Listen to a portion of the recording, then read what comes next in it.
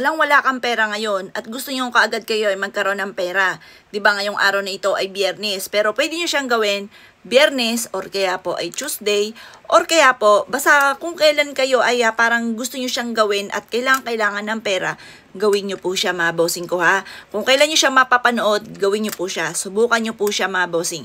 Pero mga bossing, mainam na kayo po ay may positibong pananaw sa buhay. Kasi kung ikaw po ay gagawa ka ng ganito, hindi po yan tatalab. Kaya kailangan naniniwala ka na magkakapera ka. Kasi once na ikaw mismo kumukontra at sa isipan nyo, baka hindi naman to totoo, naku, wag nyo nang gawin dahil hindi talaga yan magkakatotoo.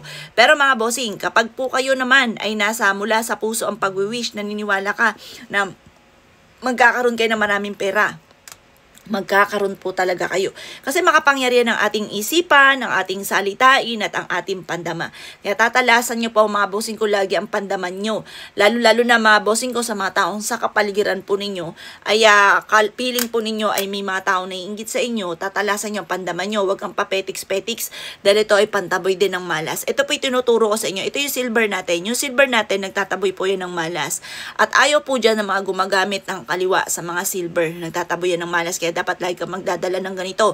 Sabi nga po nila, Tuesday at saka Friday, powerful na araw nila yan. Malakas yung kanilang power na kayo ay gamitan ng kaliwa. Kaya kailangan magdadala ka ng ganito. Ngayon pa mga bossy, pero pag napanood nyo to kahit anong araw, kasi dapat meron tayong protection talaga. Ito po yung ating piso or kaya 5 piso. Basta yung silver, pwede po yan. Tapos ito pa mga bossing ko, yung piliin nyo yung bago ha. Tapos ito yung ating dahon ng laurel. Ang dahon ng laurel, the victory ang binibigay. Humiling ka sa kanya ng piso, humiling ka ng mga barya-barya lang, yung pinagkakalob talaga ay the victory.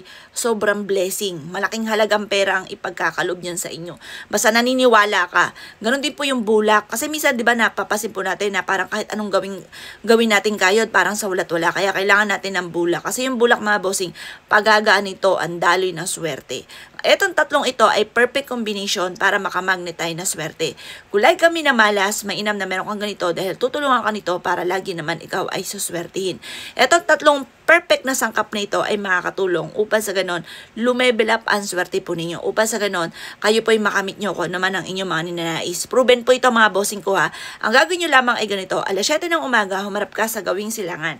At pagkatapos mga bossing ko, i-wish nyo na kayo ay swertihin. I-wish nyo na mawala na yung kamalasan ninyo. I-wish nyo na makabayad kayo sa utang. Kayo po ay layuan na ng mga taong toxic sa buhay ninyo. Yung mga taong inggitera, palamera, chismosa. I-wish nyo na mula sa puso. At maniwala ka na lahat ng wishes po ninyo ay matutupad. Pagkatapos ito, ibilad nyo siya ng konti, kahit mga 5 minuto, dyan sa liwanag na sinag ng araw. At ilagay nyo siya sa isang plastic. Makakatulong po ito upang sa ganon, kayo po ay swertihin. Makakatulong po ito upang sa ganon, lahat ng mga pinapangarap ninyo ay kaagad yung makamtan. O basta mga bossing, lagi nyo siyang dadalhin kahit saan kayo magtungo at ang dulot nito ay napakaswerte. Ito pa mga bossing ko, yung mga favorite ko na pampaswerte at masabi kong napaka-epektibo talaga po niya. Good luck po sa inyo po lahat!